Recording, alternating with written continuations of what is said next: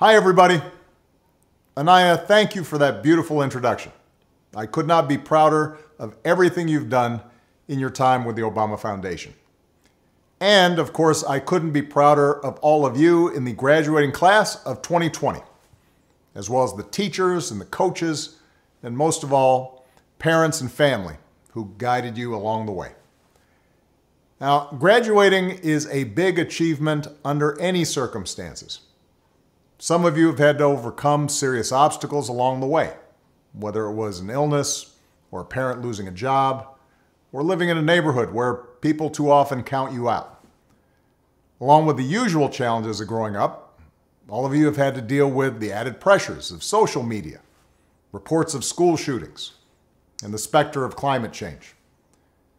And then, just as you're about to celebrate having made it through, just as you've been looking forward to proms and senior nights, graduation ceremonies, and let's face it, a whole bunch of parties, the world is turned upside down by a global pandemic.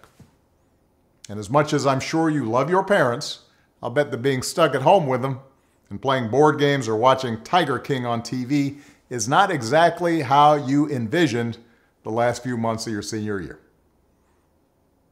Now, I'll be honest with you. The disappointments of missing a live graduation, those will pass pretty quick. I don't remember much of my own high school graduation. I know that not having to sit there and listen to a commencement speaker isn't all that bad. Mine usually go on way too long. Also, not that many people look great in those caps, especially if you have big ears like me. And you'll have plenty of time to catch up with your friends once the immediate public health crisis is over. But what remains true is that your graduation marks your passage into adulthood, the time when you begin to take charge of your own life.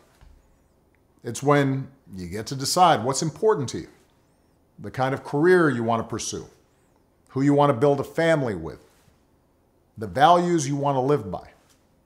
And given the current state of the world, that may be kind of scary. If you'd planned on going away for college, getting dropped off at campus in the fall, that's no longer a given. If you are planning to work while going to school, finding that first job is going to be tougher. Even families that are relatively well off are dealing with massive uncertainty. Those who were struggling before, they're hanging on by a thread. All of which means that you're going to have to grow up faster than some generations. This pandemic has shaken up the status quo and laid bare a lot of our country's deep-seated problems, from massive economic inequality to ongoing racial disparities to a lack of basic health care for people who need it. It's woken a lot of young people up to the fact that the old ways of doing things just don't work.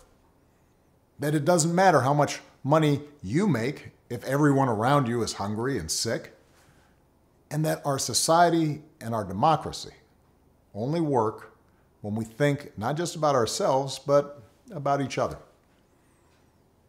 It's also pulled the curtain back on another hard truth, something that we all have to eventually accept once our childhood comes to an end. You know, all those adults that you used to think were in charge and knew what they were doing, turns out they don't have all the answers. A lot of them aren't even asking the right questions.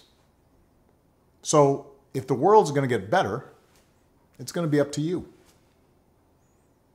That realization may be kind of intimidating, but I hope it's also inspiring. With all the challenges this country faces right now, nobody can tell you, no, you're too young to understand, or this is how it's always been done. Because with so much uncertainty, with everything suddenly up for grabs, this is your generation's world to shape. Since I'm one of the old guys, I won't tell you what to do with this power that rests in your hands, but I'll leave you with 3 quick pieces of advice. First, don't be afraid. America's gone through tough times before. Slavery, civil war, famine, disease, the Great Depression, and 9/11. And each time, we came out stronger. Usually because a new generation, young people like you, learn from past mistakes, and figured out how to make things better. Second, do what you think is right.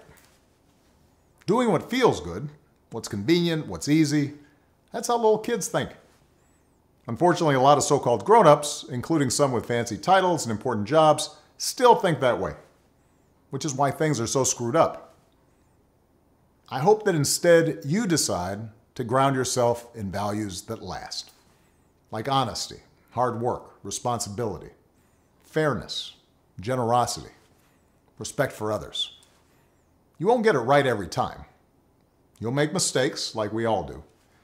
But if you listen to the truth that's inside yourself, even when it's hard, even when it's inconvenient, people will notice.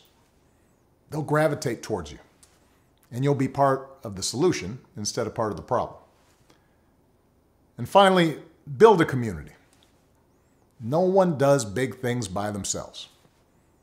Right now, when people are scared, it's easy to be cynical and say, let me just look out for myself, or my family, or people who look or think or pray like me. But if we're going to get through these difficult times, if we're going to create a world where everybody has opportunity to find a job and afford college, if we're going to save the environment and defeat future pandemics, then we're going to have to do it together. So be alive to one another's struggles. Stand up for one another's rights. Leave behind all the old ways of thinking that divide us: sexism, racial prejudice, status, greed, and set the world on a different path. When you need help, Michelle and I have made it the mission of our foundation to give young people like you the skills and support to lead in your own communities and to connect you with other young leaders around the country and around the globe. But the truth is, you don't need us to tell you what to do, because in so many ways, you've already started to lead. Congratulations, class of 2020. Keep making us proud.